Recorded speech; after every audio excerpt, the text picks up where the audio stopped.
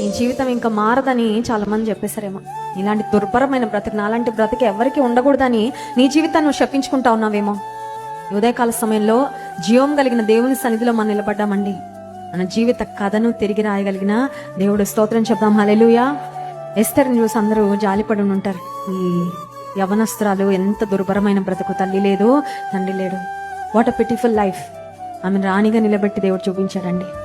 దావీదుని చూసిన వారు అనుకుంటారు, అన్నల ఆర్మీలో ఉన్నారు కానీ వీడు ఎందుకు పనికిరాకుండా గొర్రెల దగ్గర ఉన్నాడని. దేవుడు కథ మార్చేశాడు. In one season David was a shepherd, in another season he was the king.